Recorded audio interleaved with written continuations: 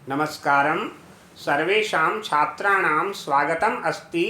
अद्य वयं स्नातकद्वितीयवर्षस्य कक्षायां प्रथमप्रश्नपत्रे अभिज्ञानशाकुन्तलं नामधेयं नाटकस्य द्वितीयो अंकः पठिष्यामः। नमस्कार विद्यार्थियों, पिछले वीडियो में हमने अभिज्ञान शाकुंतलम के द्वितीय अंक के 16 श्लोक पूर्ण कर लिए थे। उसके पश्चात का गद्यांश अब हम प्रारंभ कर रहे हैं। राजा सप्रणामम, राजा प्रणाम सहित गच्छतं पुरो भवंतम अहमप्य उपदमागतम एव। ये कह रहे राजा कह रहे हैं सप्रणामम, प्रणाम सहित, गच्छतम चलिए, पुरो आगे, भवन्तौ आप दोनों आगे चलिए, अहम अपि अनुपदम आगत एव, मैं भी आपके पीछे ही आ रहा हूँ।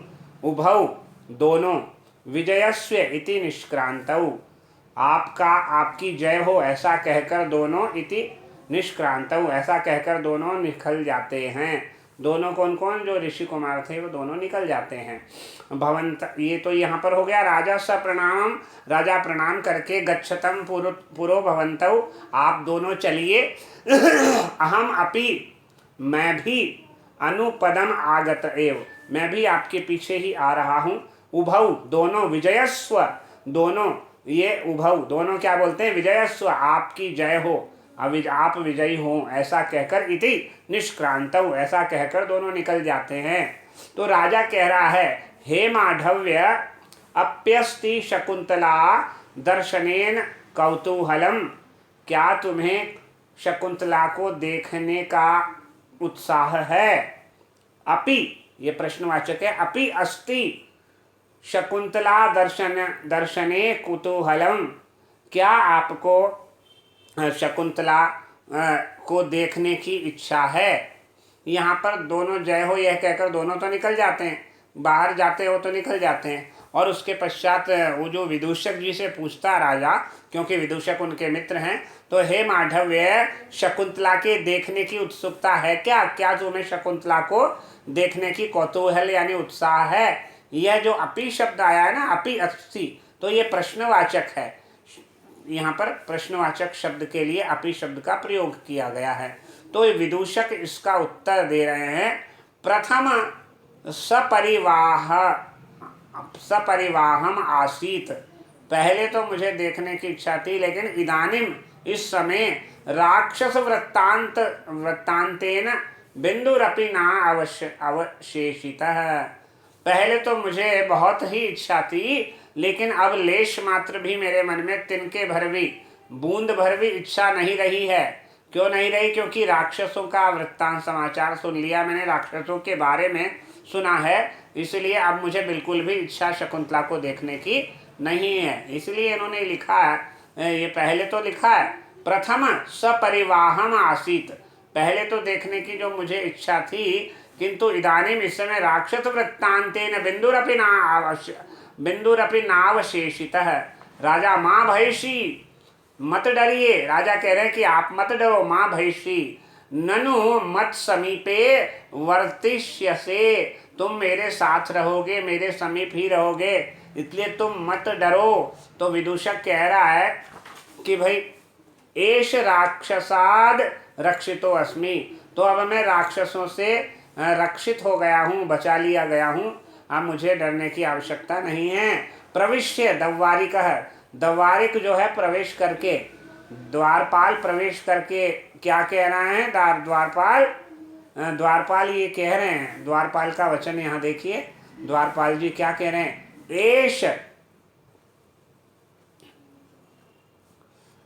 यहाँ पर ये कह रहे हैं, सज्जो रथो भरतुर विजय प्रस्थान अपेक्षते, आपका रथ तैयार है, सज्जो रथो भरतु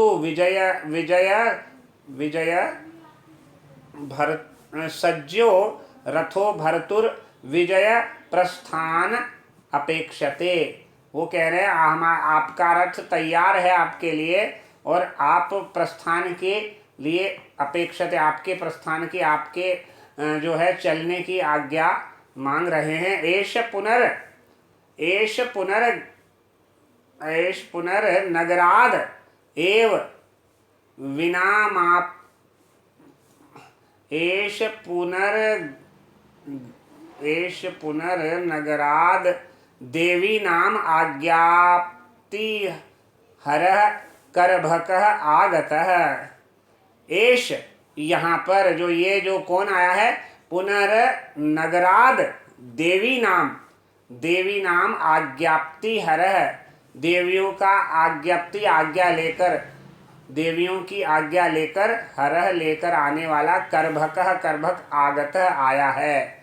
यानी यहाँ पर कह रहे हैं कि विदूषक जी ने तो जब ये पहले कहा था कि एष राक्षसाद रक्षितो अस्मि, अब मैं राक्षसों से रक्षित कर लिया गया हूँ, क्योंकि अब मुझे राक्षसों का कोई डर है, क्योंकि आप मेरे साथ हैं। पहले जब कौतूहल जो है, पहले तो बहुत कौतूहल था, पर अब राक्षसों के समाचार से बूंद भर भी बिंदु रपी नहीं बचा। अब थोड़ा सा भी मुझे बूंद भर भी उत्साह नहीं बचा है, तो रहा है, बिल्कुल भी उत्साह मुझे नहीं रहा। इसके उत्तर में जब विदूषक जी से राजा बोलते हैं कि भाई तुम मेरे साथ रहोगे, इसलिए माँ भैषी, तुम मत डरो, मेरे साथ ही तुम साथ में ही रहोगे, तुम्हें डरने की आवश्यकता है, मत डरो, तुम्हें डरने की आवश्यकता नहीं है। ऐसा जब विदूषक जी से वो कहते हैं, तो विदूषक कहते हैं चलो हम राक्षस से बच गए हैं, अब मैं राक्षस से बच गया हूँ, मुझे अब उसका कोई भय नहीं है। लेकिन यहाँ इतने में क्या होता है, अंदर आकर द्वारपाल जो है रथ तैयार है और स्वामी के विजय की, प्रयाण की प्रतीक्षा कर रहा है, स्वामी के चलने के आदेश की प्रतीक्षा कर रहा है, इसलिए रथ सज्जो यानी रथ तैयार है। ठीक है, स्वामी के विजय प्रयाण की प्रतीक्षा, रथम अपेक्षते, प्रतीक्षा कर रहा है। इधर यहाँ पर क्या होता है, करभक आया है। जो करभक कौन है, आज्ञप्ति हरः, आज्ञा को लेकर आने वाला। किसकी आज्ञा, देवी नाम आज्ञप्ति हरः, जो रानियों का संदेश वाहक है। यह नगरात पुनः आगत है, यह नगर से ही यहाँ पर आया है, नगर से यानी महल से, राज्य से यहाँ पर आया है। आपके राज्य की राजधानी जो हस्तिनापुर है, वहाँ से ये करभक नाम का संदेश वाहक आया है, जो देवियों यानी रानियों का संदेश आपके लिए लेकर, आज्ञप्ति हरः, संदेश लेकर आया है। तो अब वो क्या संदेश दे रहा है, तो इसके लिए यहाँ पर गद्य है। राजा कहता है, सादरम, राजा आदर सहित, किम अम्बा भी प्रेषित है, क्या आपको माताओं ने भेजा है, किम अम्बा भी प्रेषित है, क्या आप माता जी के द्वारा भेजे गए हो, माताओं के द्वारा। तो दव्वारी कहता है, दव्वारी क्या कहता है, अथ किम, और क्या, अथ किम यानी और क्या। तो राजा कहता है, ननु प्रवेश्यताम, तो ननु प्रवेश्यताम का मतलब है हाँ, निश्चित रूप से उन्हें प्रवेश कराइए, यानी उन्हें यहाँ पर लेकर आइए। इति निष्क्रम्य करभकेन सह प्रविश्य, ऐसा कहकर निकल करके और करभक के साथ प्रवेश करके, करभक के साथ प्रवेश करके यहाँ पर द्वारपाल जी आ जाते हैं। तथा एष भर्ता उपसर्प, ये स्वामी हैं इनके, उपसर्प, इनके समीप जाओ, इनके समीप जाओ, तो इनके समीप जाओ, ऐसा वो करभक जी से कहते हैं। तो फिर करभक जी यहाँ पर क्या कहते हैं, करभक जी के वचन हैं, देखिए। करभक जी कहते हैं, जयतु भर्ता, स्वामी की जय हो, स्वामी की जय हो। देव्याज्ञापयति, जो है देव्याज्ञापयति का मतलब है देवी आदेश देते हैं। आगामिनी चतुर्थ दिवसे, आने वाले चौथे दिन, क्या है, प्रवृत्त पारणों का मतलब मैं उपवासो भविष्यति, मेरे उपवास का पारण है, मेरे उपवास का जो पारण है, कब है, आज से चौथे दिन मेरे उपवास का पारण है। तत्र दीर्घायुषा अवश्यम संभावनीयेत इति, तो इसलिए आयुष्मान चिरंजीव महाराज को यहाँ पर होना चाहिए। ये यहाँ पर उनका आदेश है। किनका आदेश है? उनका माताओं का आदेश है, इसलिए उनका आदेश सुना रहे हैं। कौन सुना रहे हैं? करभक्त जी। सबसे पहले तो उनको प्रणाम करते हैं, इसलिए कहते हैं जयतु भरता, स्वामी की जय हो। देव्य आज्ञापयति, देवी आज्ञा दे रही हैं। आगामिनी चतुर्थ दिवसे, आगामिनी चतुर्थ दिवसे यानी आने वाले चौथे दिन। प्रवृत्त पारणो, प्रवृत्त पारणो यानी उनका पारायण है। मैं यानी मेरा, उपवासो भविष्यति, उपवास का पारायण है, समाप्त होगा। तत्र दीर्घायुष, इसलिए उस समय दीर्घायुष्य अवश्यम संभावनीयेत, इसलिए उस समय चिरंजीवी महाराज को यहाँ पर होना चाहिए, ऐसा उनका विचार है। तो ये जो क्या उन्होंने कहा माताओं ने भेजा है? हाँ, माताओं ने ही भेजा है और उनको संदेश सुनाते हैं। द्वारपाल जी कहते हैं जी हाँ, उन्हीं को भेजा है। और उन्होंने कहा अंदर लाइए, तो अंदर लेकर आते हैं द्वारपाल जी, तो उनको संदेश सुनाते हैं करभक्त महोदय। क्या कहते हैं कि स्वामी की जय हो, राजमाता की आज्ञा है। राजमाता की क्या आज्ञा है? आगामी चौथे दिन मेरे उपवास का पारण होगा, उस अवसर पर आप चिरंजीवी महाराज मुझे अवश्य यहाँ पर गौरवान्वित करें या मेरे सामने उपस्थित रहे, ऐसी मेरी इच्छा है। यहाँ पर देवी राजमाता आज्ञापयति, इसका मतलब राजमाता का ये आज्ञा है, राजमाता की ये आज्ञा है। यहाँ पर ये कथन कहा गया है। तो राजा जो कह रहा इतस तपस्वी कार्यम, एक तरफ तो यहाँ तो तपस्वियों का कार्य है, इतः गुरुजनाज्ञा, और ये दूसरी तरफ जो है गुरुजनों की आज्ञा है। द्वयमप्यनतिक्रमणीयम, और दोनों ही उल्लंघन करने योग्य नहीं है। किमत्र प्रति विधेयम, तो इस समय क्या करना चाहिए? इसमें इन्होंने कहा गुरुजन, पहले तो कहा इतस तपस्वी कार्यम, एक तो तपस्वी जनों का कार्य है राक्षसों से उनकी रक्षा, दूसरा इतो गुरुजन आज्ञा, और दूसरी पूजनीय गुरु जो बड़े लोगों की भी, बड़े जनों का, गुरुजनों का भी आदेश है। द्वयम अपि अनतिक्रमणीयम, द्वयम अप्यनतिक्रमणीयम का मतलब दोनों का ही उल्लंघन करना नहीं सकते। अनतिक्रमणीय है, दोनों का उल्लंघन नहीं किया जा सकता, उल्लंघन करने योग्य नहीं है दोनों ही। किमत्र प्रतिविधेयम, तो इस पर क्या उपाय करना चाहिए? इसमें क्या उपाय करना चाहिए? तो विदूषक जी से पूछते, तो विदूषक क्या कहता है? त्रिशंकुरिवांतराले तिष्ठ, त्रिशंकु की तरह बीच में लटके रहो। त्रिशंकुरिव, त्रिशंकु के समान, इव अंतराले, बीच में ही, तिष्ठ ठहरे रहो, लटके रहो। ये राजा इधर तपस्वियों का काम है और उधर पूजनीय जनों की आज्ञा है, दोनों ही उल्लंघन योग्य नहीं है। इस विषय में अब मुझे क्या उपाय मेरे द्वारा किया जाना चाहिए? तो विदूषक जी तो बस इतना कहकर टाल देते हैं कि त्रिशंकु की तरह बीच में लटके रहो। त्रिशंकु की तरह बीच में लटके रहो, ये एक मुहावरा है जो बीच में यहाँ पर विदूषक तो इतना कह देते हैं कि त्रिशंकु की तरह बीच में रहो, बीच में लटके रहो, बीच में रहो, ऐसा कहकर वो तो इस बात को यहीं पर छोड़ देते हैं। अब यहाँ पर कुछ जो है बात आती है कि त्रिशंकु कौन थे, क्या थे, है ना? त्रिशंकु की तरह बीच में लटक जाना, बीच में रह जाना, है ना? तो यहाँ पर त्रिशंकु के विषय में मैं आपको बताता हूँ। त्रिशंकु जो है हरिश्चंद्र के पिता सूर्यवंशी राजा थे। रामायण बालकांड में जो है, रामायण के बालकांड में 57 से 60 अध्यायों में इनकी प्रसिद्ध कथा आई है कि हिंदी में भी इसी प्रकार का मुहावरा प्रचलित होता है। ये जो है पराक्रमी और पुण्यात्मा राजा थे त्रिशंकु। एक बार इनको जो है सदेह स्वर्ग जाने के लिए यज्ञ करने की इच्छा प्रकट हुई उनके मन में कि मैं अपने शरीर सहित जो है स्वर्ग में जाऊं। तो इसके लिए इन्होंने कुल गुरु वशिष्ठ से प्रार्थना की, किंतु उन्होंने यह कहकर इनकार कर दिया कि यह कार्य संभव नहीं है। उसके बाद इन्होंने उनके पुत्रों से भी कहा, पर उन्होंने इन्हें मूर्ख कहते हुए क्रोध पूर्वक कहा कि जो बात पिताजी ने असंभव बताई है वह हम नहीं कर सकते। यहाँ पर ये बात खत्म हो जाती है। वशिष्ठ ने भी मना कर दिया, वशिष्ठ के जो पुत्रों ने भी मना कर दिया। तो त्रिशंकु जी जो है इस पर राजा ने कहा कि मैं दूसरे पुरोहित की खोज में जाता हूँ। और वशिष्ठ पुत्रों ने क्रुद्ध होकर इन्हें चांडाल बनने का शाप दिया। इसके बाद ये विश्वामित्र जी के पास प्रार्थना लेकर गए त्रिशंकु जी। उन्होंने स्वीकार कर लिया उनकी प्रार्थना को। यज्ञ में बुलाए जाने पर देवता वहां पर नहीं गए।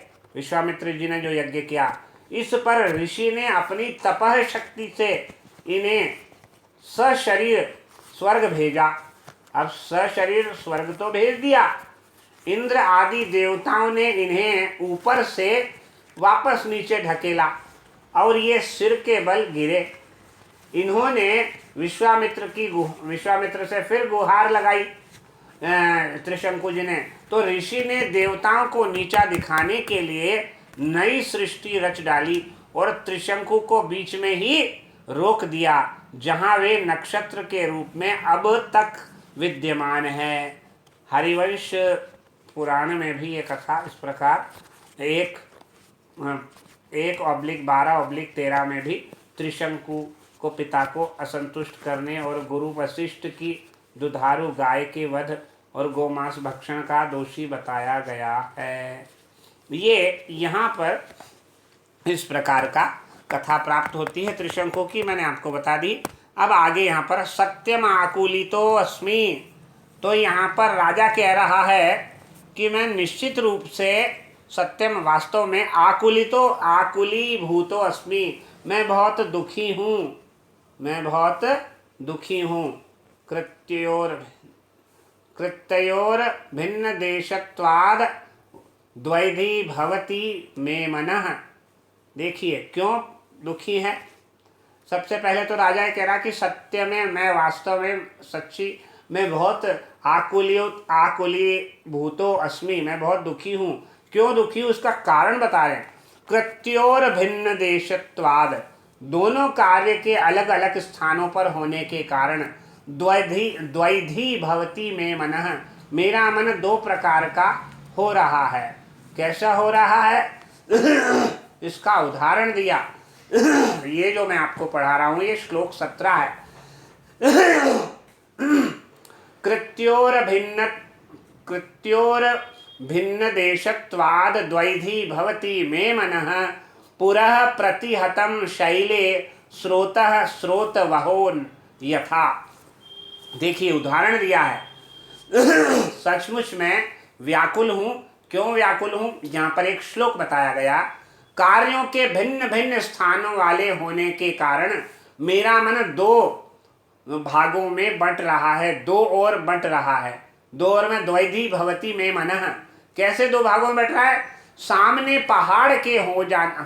पहाड़ के आ जाने पर नदी की धारा रुककर दो भागों में बंट जाती है। जिस प्रकार सामने पर्वत आ जाने पर नदी की धारा रुककर दो भागों में बंट जाती है, उसी प्रकार दो देशों में दो स्थानों में दो कार्य भिन्न भिन्न कार्य होने के कारण मेरा मन भी दो कार्यों में बट गया है, दो भागों में बट गया है। ये यहाँ पर इसका मतलब है। यहाँ पर कृत्योर भिन्न देशत्वाद द्वैधी भवति में मनः, ये तो आ ही गया है। अब उदाहरण दिया है। पुरः जैसे सामने, प्रतिहतम बाधा आ जाने पर, किसकी बाधा आने पर, शैले पर्वत के सामने आ जाने पर, रोके जाने पर, पर्वत के द्वारा रोके जाने पर, स्रोतः उसका जो धारा है, स्रोता मतलब धारा, स्रोत वहो नदी की धारा जो, यथा दो भागों में, द्वैधी भवति दो भागों में बंट जाती है। तात्पर्य क्या हुआ, राजा ये कहना चाह रहे हैं कि दो कार्यों के भिन्न भिन्न स्थान पर होने के कारण मेरा मन दोनों ओर बंट रहा है, दोनों ओर विभक्त हो रहा है। जिस प्रकार सामने पहाड़ के आ जाने पर नदी की धारा रुककर दो भागों में बंट जाती है। ये यहाँ पर उपमा अलंकार का उदाहरण है। देखिए, कृत्ययोः, ये अन्वय से कर लेते। कृत्ययोः भिन्न देशत्वाद में मनः द्वैधी भवति, यथा पुरः शैले सति प्रतिहतं श्रोतवः श्रोतः द्वैधी भवति। ठीक है, अब हम संस्कृत करेंगे तो कृत्ययोः, कृत्ययो या मतलब कर्तव्ययोः, भिन्न देशत्वाद, भिन्न पृथक पृथक देशः स्यात् स्थानं, पृथक देशः, पृथक मतलब भिन्न, पृथक देशः मतलब स्थानं, ययोः तत्वाद, फिर मे मनः मनः चित्तः द्वैधी भवति मार्ग द्व मार्गाद मार्गद्वगमनशीलम, मार्गद्वगमनशीलम अस्ति, यथा यानी पुरः समक्षम शैले पर्वते सति प्रतिहतम अवरुद्धम श्रोतवः नद्यः स्रोतः प्रवाहः द्वैधी भवति। तात्पर्य क्या हुआ? दो कर्तव्य कौन से हैं? तपस्वियों के यज्ञ की रक्षा, राक्षसों से रक्षा, तपस्वियों के यज्ञ की राक्षसों से रक्षा एक, और दूसरा माँ का व्रत पारण के दिन बुलावा। ये दो अलग अलग कार्य हैं। नदी के प्रवाह का पहाड़ से टकराकर रुकना कालिदास ने कुमार संभव के सर्ग संख्या 5 में भी, 5 के अंत में भी इसी प्रकार का वर्णन किया है। वहाँ पर पंक्ति आती है, मार्गाचल व्यतिकरा कुलतेव सिंधु, ये आता है, मार्गाचल व्यतिकरा कुलितेव सिंधो। अब प्रस्तुत श्लोक में अनुष्टुप छंद है, और अनुष्टुप छंद के लिए आप देख सकते हैं प्रथम अंक के काफ़ी बहुत सारे श्लोक हैं, जैसे श्लोक संख्या 15 भी देख सकते हैं प्रथम अंक का, अनुष्टुप प्रथम अभिज्ञान शाकुंतलम के। अलंकार में उपमा अलंकार है, अतिशयोक्ति अलंकार है, वृत्त्यनुप्रास, छेकानुप्रास और लाटानुप्रास, संसृष्टि अलंकार है। कौन कौन सा? पहले तो अनुष्टुप छंद है, और उपमा, अतिशयोक्ति, अनुप्रास और संसृष्टि अलंकार है। अगले वीडियो में हम अगला अंतिम श्लोक करेंगे, और यहाँ पर 17वां श्लोक पूर्ण होता है। नमस्कार, धन्यवाद।